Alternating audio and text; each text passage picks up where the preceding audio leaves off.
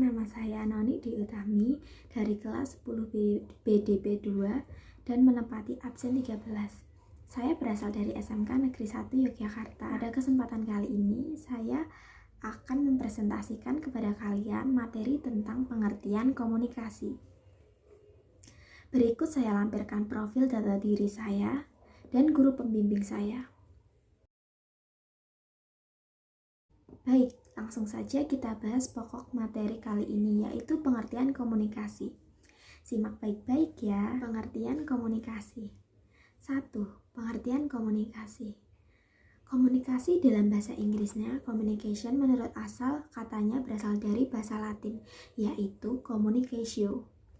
Komunikasi adalah suatu proses ketika seseorang atau kelompok masyarakat menggunakan informasi agar terhubung dengan lingkungannya.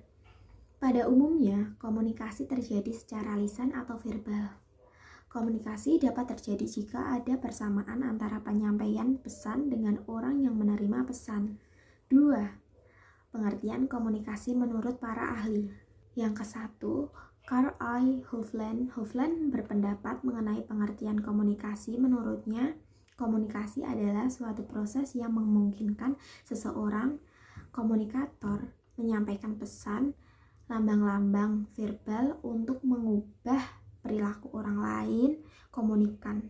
Kedua, Theodore M. Newcomb. Menurutnya, pengertian komunikasi adalah setiap tindakan komunikasi dipandang sebagai suatu transmisi informasi terdiri dari perangsangan yang diskriminatif dari sumber kepada penerima.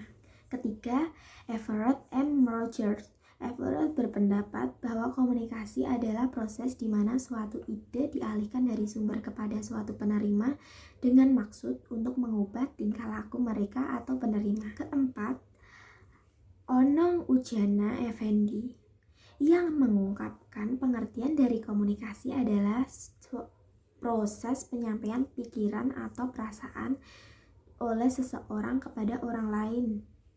Pikiran tersebut bisa merupakan informasi gagasan, opini, dan lain-lain yang muncul dari pikirannya sendiri. Kelima, Hafid menyatakan suatu definisi baru mengenai pengertian komunikasi. Ia menyatakan bahwa komunikasi adalah suatu proses di mana dua orang atau lebih melakukan pertukaran informasi dengan satu sama lainnya, yang pada gilirannya akan tiba pada saling pengertian. Lalu kita masuk ketiga, jenis-jenis komunikasi. Komunikasi dapat diklarifikasikan menjadi beberapa jenis, tergantung dari segi peninjauannya. Ada 10 kriteria yang dapat digunakan untuk mengadakan klarifikasi komunikasi.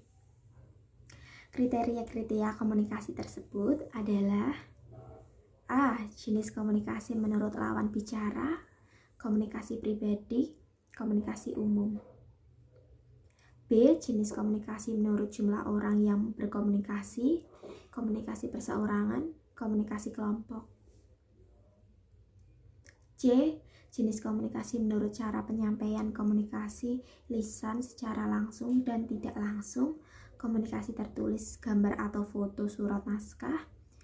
Dan yang terakhir, D. Jenis komunikasi menurut tujuan komunikasi untuk memberi perintah, komunikasi untuk memberi nasihat atau ucapan selamat, komunikasi untuk memberi saran atau kritik, komunikasi untuk berpidato atau ceramah, komunikasi untuk rapat atau meeting, komunikasi untuk perundingan, komunikasi untuk wawancara. 4. Komunikasi daring. Komunikasi dalam dunia online berarti sebuah komunikasi yang dilakukan dengan perantara alat atau menggunakan situs internet.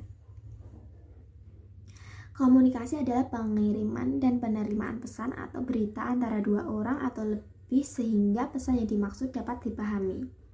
Jika Anda berbicara sedangkan mitra bicara Anda tidak mengerti atau sebaliknya, maka komunikasi belum terjadi. Dan yang terakhir kita bahas kali ini adalah kelima, keunggulan dan kekurangan komunikasi daring. Apa sih keunggulan komunikasi daring? Keunggulannya ialah A. Dapat dilakukan di mana saja dan kapan saja. B. Menghemat biaya. C. Menghemat waktu. Dan apa sih kelemahannya? Berikut kelemahan komunikasi daring. A. Memerlukan perangkat khusus. B. Terlalu banyak informasi yang tidak penting. Dan yang terakhir C. Menyita konsentrasi. Nah, demikian pengertian yang dapat saya sampaikan dari materi pengertian komunikasi. Maaf apabila terdapat kekurangan dalam pengertian tersebut. Cukup sekian penjelasan dari saya. Terima kasih. Wassalamualaikum warahmatullahi wabarakatuh.